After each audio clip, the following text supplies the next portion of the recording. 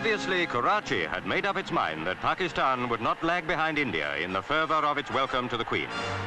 More than 1 million people live in this great seaport city, and most of them seem to be along the route from the airport to the presidency. With Her Majesty drove the head of the Republic, President Ayub Khan, in the uniform of Field Marshal. In the garden of the State Guest House, Karachi's society women held a ladies' reception to meet Her Majesty. They included the wives of soldiers and government officials. The eastern beauty of Pakistani dress was glitteringly displayed in a costume show. And where is the woman of whatever rank or part of the world who would not delight in such gorgeous array?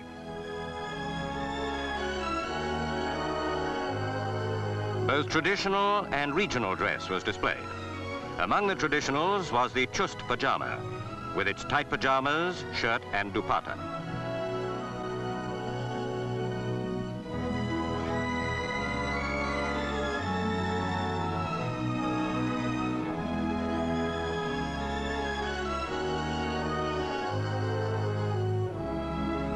It was all much to the liking of the very fashion-conscious royal visitor. These elaborate and bejeweled dresses belong to an age and way of life far removed from our present-day Western world. But how arresting and lovely they are to behold.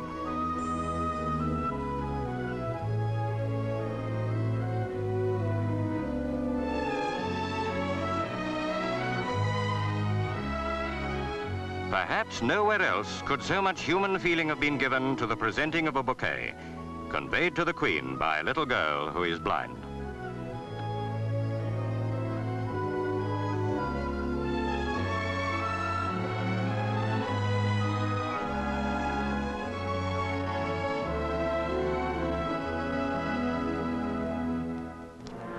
Before leaving for Karachi, the royal tourists had the unforgettable experience of visiting Udaipur, where their host was the Maharana. Here, to the Queen and her husband, were presented 56 nobles, and it all seemed like stepping into the India of the past. For the remarkable modern progress of the subcontinent does not in Udaipur dim the luster of the Maharana's dynasty, with its unbroken succession of more than 1,400 years. The present ruler is the 75th of his line.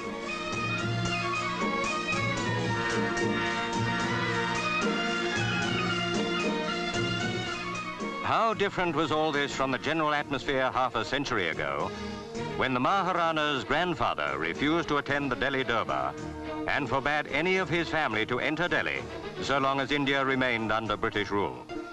Today, the tilak, the mark of welcome that had been touched upon Her Majesty's forehead, symbolized the genuine friendship now existing between Britain and independent India, partners in the Commonwealth, of which the Queen is the gracious titular head.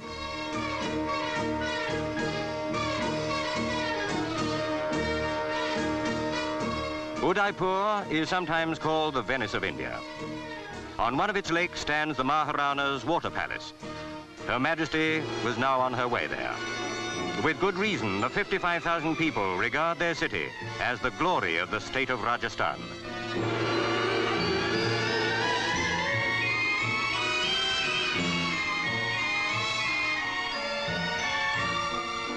To the island on which the palace stands, the party went by launch.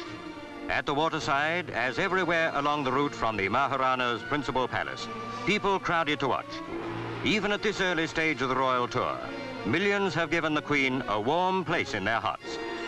And what profound impressions the diversified wonders of India must already have made upon the Queen.